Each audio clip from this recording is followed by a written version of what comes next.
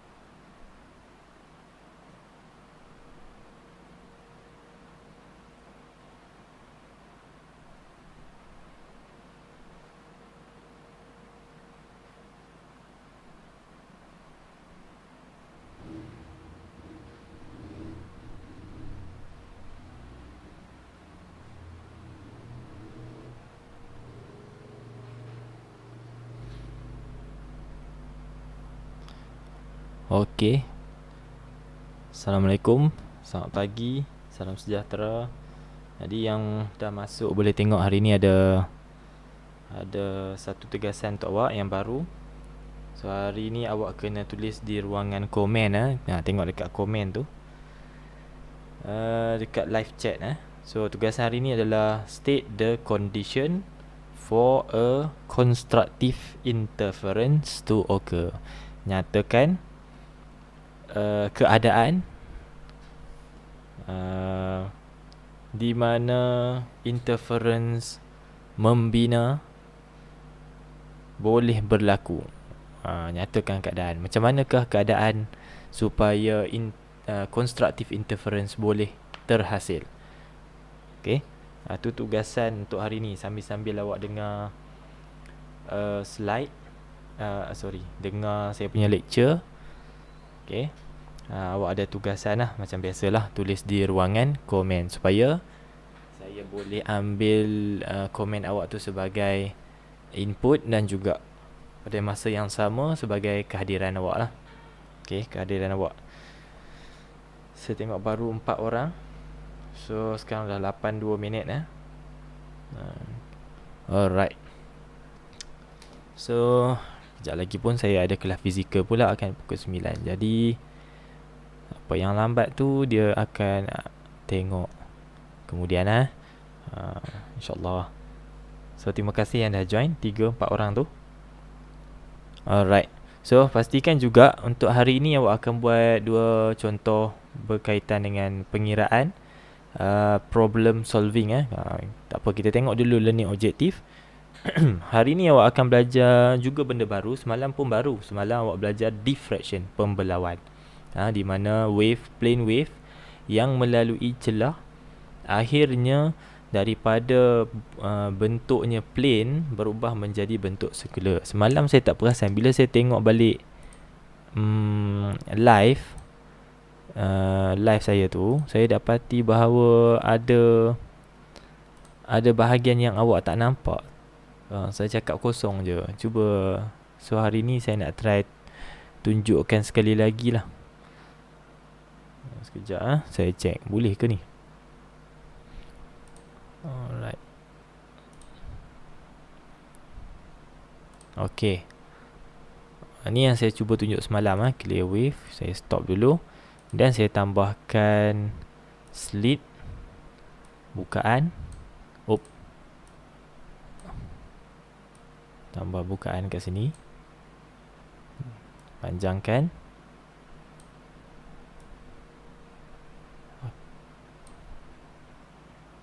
Alright. Macam tu.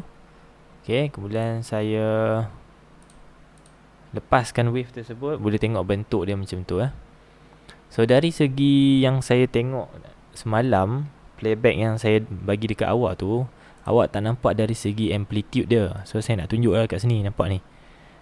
So this is before pembelauan, before diffraction, the amplitude tinggi tu, besar lah tu amplitude-nya. But after experiencing diffraction, tengok nilai amplitude dia tinggi, jadi makin lama makin rendah. This shows that the amplitude after diffraction was reduced ataupun are reduced. Amplitude-nya berkurang. Jadi tengok kawasan ni berombak teruk ni. Sebelum tu berombak teruk, bergelora. Jadi gelombang air selepas pembelauan kelihatan lebih tenang, airnya tenang. Okay, saya nak tunjuk yang tu je. Sebab semalam saya tengok apa, live stream saya tu balik, check balik, tengok rupa-rupanya tak nampak. Okay, sorry for that. Alright, balik kepada cerita hari ni lah. Hari ni semalam dah belajar benda baru, iaitu diffraction. Hari ni adalah interference. Okay, so apa itu interference? Sekejap lagi kita akan tengok.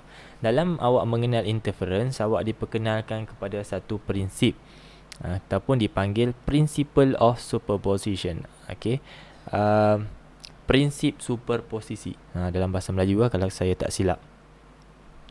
Okay, apa itu prinsip superposisi? Kedua, awak akan mengenal ataupun investigate, menyiasat interference of water wave. So interference water wave, kat sini saya bagi hint, ada dua jenis interference, iaitu konstruktif dan destruktif. Konstruktif bahasa Melayu dipanggil membina, destruktif dalam bahasa Melayu dipanggil memusnah. So kita ada interference membina dan juga interference memusnah. Ada dua. Okey, macam mana? Tadi soalannya, bagi yang baru masuk, soalan tugasan hari ni adalah menyatakan kondisi atau keadaan bilakah konstruktif interference boleh berlaku. Okey, jangan risau, tak perlu belek-belek buku semua. Dengar saja saya punya lecture. Nanti awak akan came across perkataan ni lah ataupun konsep ni. Ketiga, kita akan guna kalkulator. Pastikan ada kalkulator dengan awak untuk buat dua soalan problem solving berkaitan dengan interference of wave. Jadi bila ada soalan pengiraan, maksudnya ada formula lah untuk interference of wave. Dan kelima, kita akan tengok beberapa contoh interference of water wave in daily life. Ada aplikasinya dalam kehidupan seharian. Okay, kita tengok slide yang pertama. Dengan learning objektif yang pertama, kalau awak tengok itik ni, itik yang berenang ni pada satu tempat yang hampir selari, dan itik-itik tersebut menghasilkan gelombang-gelombang tersendiri. So itik pertama ni, katalah saya letak ni itik A. Itik A menghasilkan gelombangnya sendiri. Okay, circular waveform.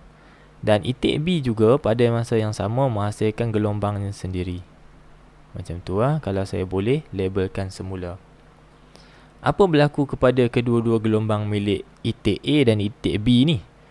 Jawapannya ataupun secara randomnya, secara mata kasarnya, awak boleh tengok kedua-dua wave daripada itik A dan itik B telah pun intercept ataupun overlap each other. Okay, telah pun overlap dipanggil apa? Bertindih. Okay, dalam bahasa Melayu mungkin kot bertindih, overlap with each other. So this give you one principle. The name of the principle is the principle of superposition. Okay, prinsip superposisi menyatakan bahawa, states that when two waves overlap, apabila dua gelombang bertemu ataupun bersilang, okay, overlap, the resultant displacement, hasil displacementnya, hasil sesarannya, is the sum. Okay, sum tu maksudnya apa? Hasil tambah. Is the sum of the individual displacement of the two wave. Dalam kes ni, kita kalau dalam definition kita guna perkataan displacement. So sebenarnya apakah yang dimaksudkan dengan displacement ni? Secara ringkasnya, displacement ni merujuk kepada nilai amplitude. Okay, apa tu amplitude? Kalau ada gelombang macam ni, kita lukis. Okay, amplitude adalah displacement ataupun maximum displacement from the equilibrium position. Equilibrium position maksudnya di kosong ni, so daripada sini ke sini, ke puncak dia tu yang paling tinggi dipanggil amplitude. So apa maksudnya? Apabila ada dua wave, okay, kita tengok apabila ada dua wave. Contoh yang pertama, apabila ada dua wave, contohnya wave P dengan wave Q overlap each other. So Q dia pergi kiri, P dia pergi kanan. Okay, wave tersebut akhirnya akan bertemu di suatu titik, overlap each other. Principle superposition kata the total ataupun resultant of the wave, tengok kat sini, okay, the resultant displacement is the sum of the individual. Apa maksud individual? Individual maksudnya wave-wave yang berasingan tersebut. Is the sum. Apa maksud sum? Tambah. Secara ringkasnya macam ni. Amplitude untuk P, katalah amplitude untuk wave P adalah A, dan amplitude untuk Q adalah A juga, maka hasil daripada kedua-duanya overlap, nilai displacement yang baru ataupun wave semasa overlap tersebut adalah the summation, hasil tambah. Dengan kata lain, P punya A, Q pun A juga, so A tambah A dapat 2A. So inilah yang dimaksudkan dengan principle of superposition.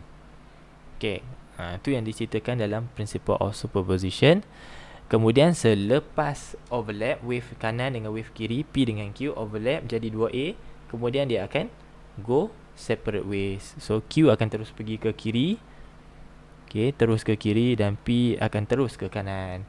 Dia tak overlap, dia berhenti ya. Semasa proses overlap tu sahaja amplitude-nya 2A, kemudian kembali menjadi A semula, individual semula. Okay, yang tu principle of superposition. Saya tunjuk terus diagram ni.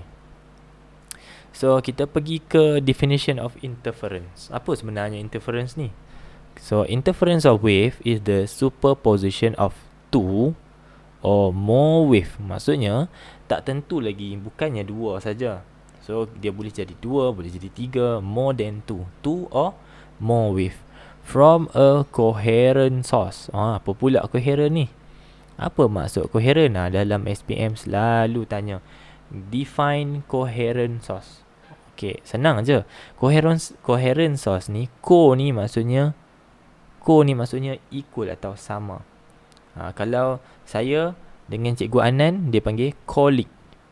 Okay, kalau apa nak panggil ya? Apa lagi? Kalau saya gabung dengan orang lain, dia panggil, buat satu syarikat, dia panggil cooperation.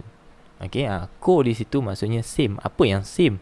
So secara ringkasnya, coherent source atau coherent wave is a wave that have same frequency and same phase difference. Okay, same frequency and same phase difference. So kita highlight sikit kat sini. Coherent maksudnya sama. Okay, co tu bermaksud sama. Coherent source bermaksud wave yang mempunyai frekuensi dan juga phase different yang sama. Itu keyword-keywordnya. Bermaksud wave P dan wave Q datang daripada sumber koheren yang sama. Dia tak boleh P frekuensi lain, Q frekuensi lain. Frekuensi wave yang menghasilkan P dan menghasilkan Q adalah sama. Tak boleh P frekuensi besar, Q frekuensi kecil, tak boleh. Mesti asal daripada frekuensi source yang sama. Barulah superposition akan terhasil. Okay, so dua dah hari ni. Superposition tu apa? Apabila wave overlap dan amplitude dia adalah hasil tambah individual wave. So A tambah A jadi 2A. Kalau A tambah 2A dapat 3A, macam tu. 3A campur 5A dapat 8A. Okay, tu principle of superposition. Dan interference adalah superposition. Maksud interference adalah superposition apabila dua atau lebih gelombang overlap each other yang datang daripada sumber koheren. Itu maksud interference of wave. So dalam interference of wave, saya beritahu tadi interference of wave ada dua jenis. Pertama adalah konstruktif, ataupun yang kedua adalah destruktif. Kedua-dua interference ni berlaku pada kondisi yang berbeza. Okey, kita tengok yang pertama dipanggil constructive interference. Okey, ini jenis constructive interference. Sorry. So constructive interference occurs when two crests are in superposition. Apa maksudnya? Constructive interference ataupun interference membina berlaku apabila dua crest bertemu dengan crest. Okey, crest bertemu dengan crest. Crest tu apa? Crest adalah membawa maksud, dalam bahasa Melayu dipanggil puncak. Okey.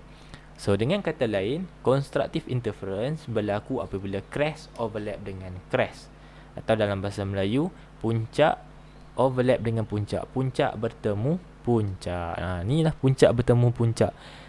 Okey, crest tu apa? Crest tu dilukis macam ni. Ini maksudnya puncak. This is crest. So apabila dua crest bertemu antara satu sama lain seperti dalam kes ni, ia menghasilkan suatu interference yang dipanggil constructive interference. Sebab apa dipanggil konstruktif ataupun membina? Kerana amplitudenya bertambah atau menjadi makin besar. Konstruktif maksudnya membina, amplitudenya bertambah, terbina, jadi lagi besar lah. Okey. Kedua, kita boleh tengok kes ni juga. Ini juga dipanggil sebagai constructive interference. Okay. So constructive interference also occurs when dua throw in superposition.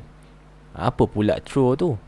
Throw membawa maksud lembangan. Dalam bahasa Melayu, lembangan.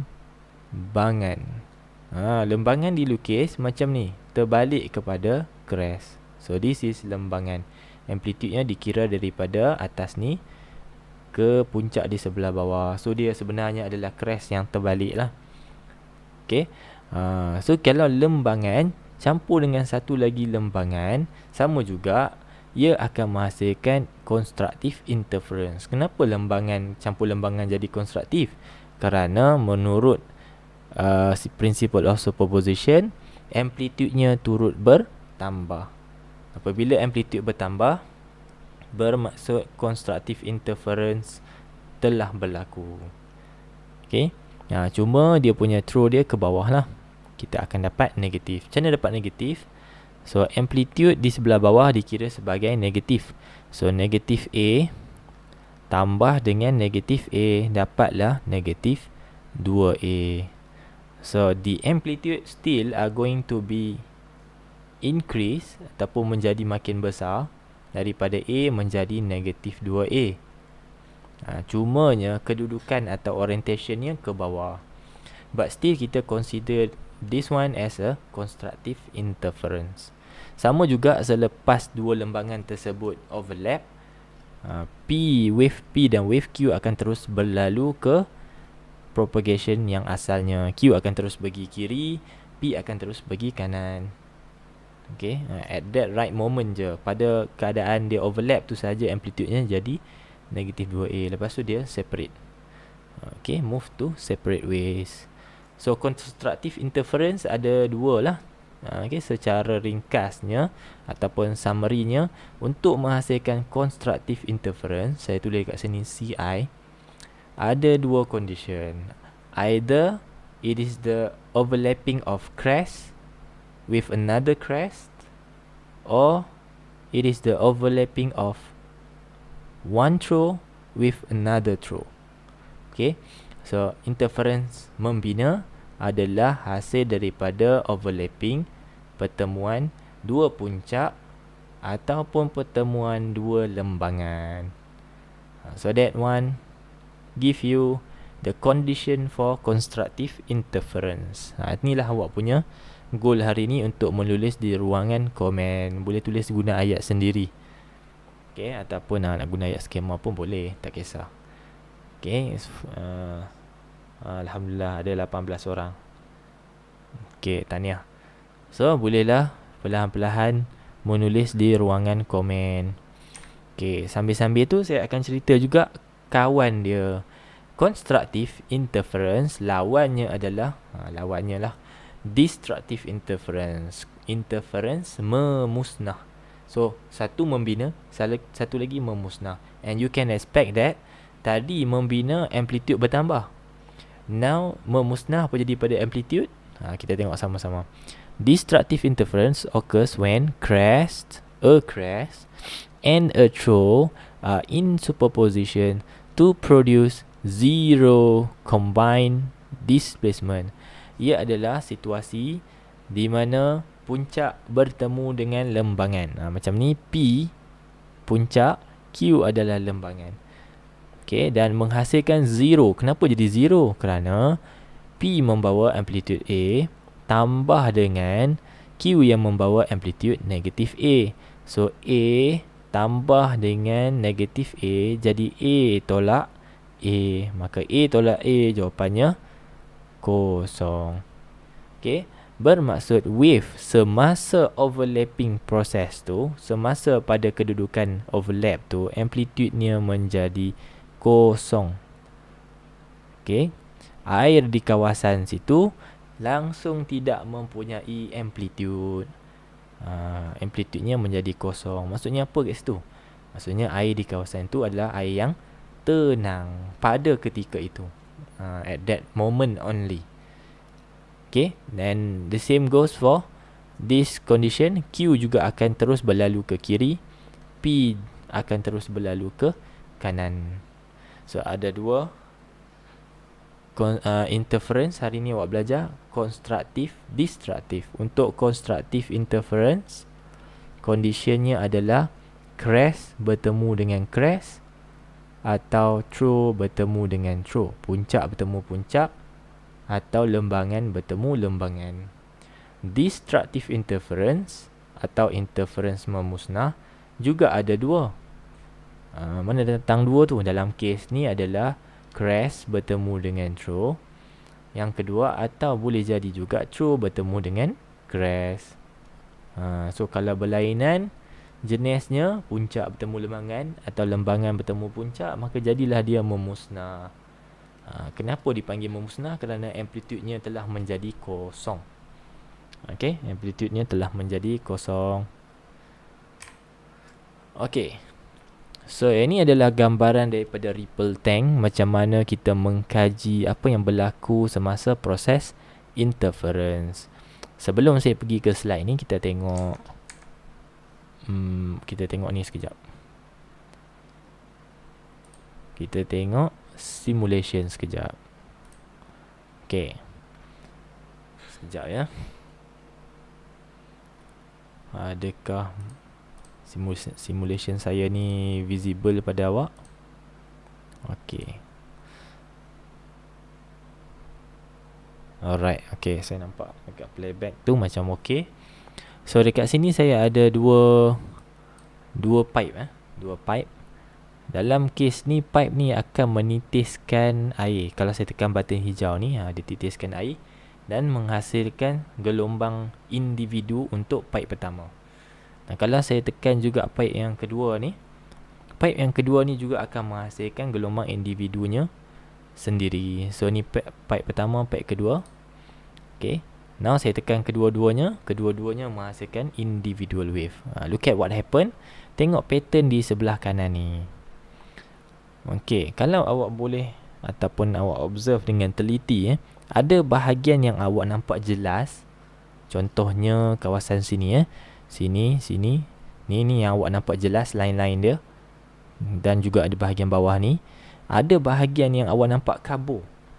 Line supposedly that line should be a solid line. Ni atas ni bergabung lah, jadi bentuk circular.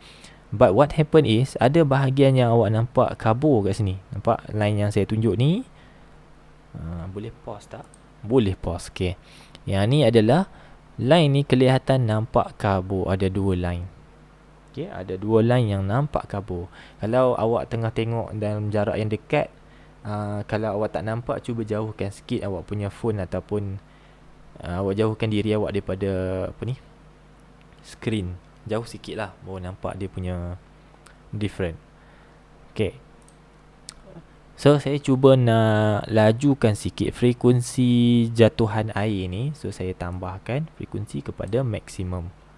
Okay, kita tengok apa berlaku. Tadi dua line kan. So now kita tengok apa berlaku. Alright. So sama juga awak akan dapat pattern yang mana kawasan yang awak boleh nampak solid line, dan ada kawasan yang kelihatan kabur dalam satu line. Lurus line daripada sumber. Kalau kita boleh kira kat sini ada satu, nampak line ni. 1, 2, 3 dan 4. Tadi 2 saja. Bila saya increasekan frekuensi, maka line yang kabur tu turut bertambah. It doubles up. Okay. Saya tak nak cerita apa-apa. Kita tengok dulu pattern dia. So ini yang dipanggil pattern of interference of water wave. This is for water only. Sebab kenapa saya cakap macam tu? Interference ada 3 juga. Untuk water, untuk light dan juga untuk sound. Tiga-tiga boleh berlaku. So hari ni kita tengok water dulu. Okay, syllabus ajar untuk water. Saya cuba dekatkan dua-dua source ni. Macam tu. Kita tengok apa bezanya tadi. Okay. So kalau dekat, cuba awak tengok.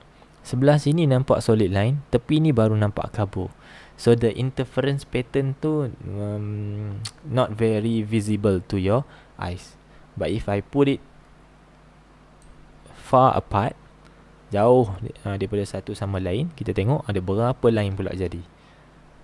Okay, obviously awak akan nampak line yang lebih banyak. 1, 2, 3, 4, 5, 6. So jadi 6. Kalau pening kita pause kat situ. Nampak?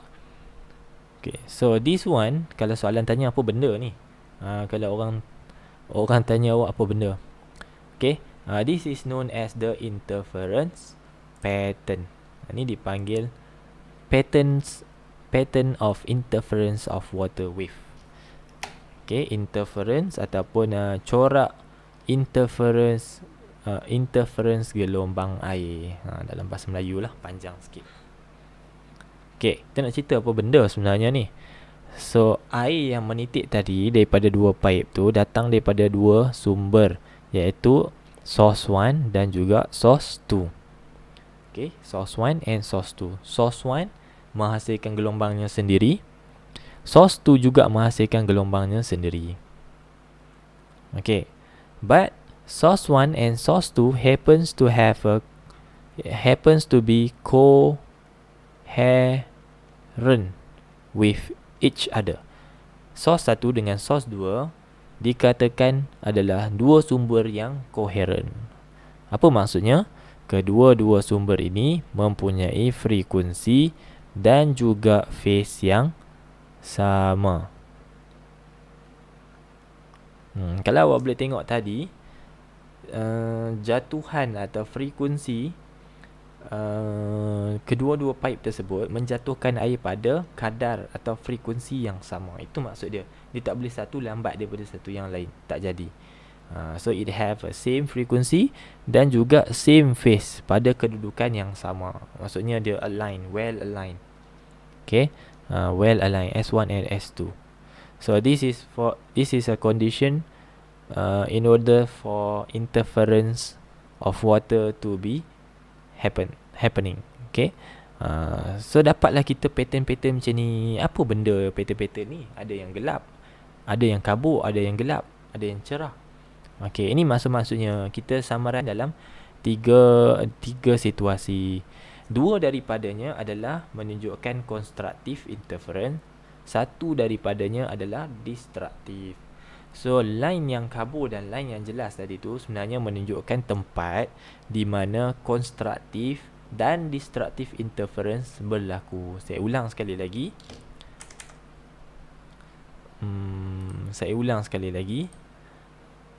Okey. So tempat-tempat yang awak nampak di sini, okey, contohnya tempat yang kabur ni dan juga tempat yang cerah dekat sini, yang jelas dekat sini, menunjukkan constructive interference interference sedang berlaku. So kat mana konstruktif dan kat mana destruktif? Okay, kat mana yang kita panggil konstruktif, kat mana kita panggil destruktif? Constructive interference, tempat di mana puncak bertemu puncak. Kita balik kepada cerita tadi lah. This is crest overlap with another crest. So kita dapat crest yang amplitude dia bertambah. Dan juga kawasan throw bertemu dengan another throw, juga dipanggil sebagai konstruktif. Macam mana kita nak tengok dekat pattern tu? So ceritanya adalah kawasan yang kelihatan cerah ini, okay,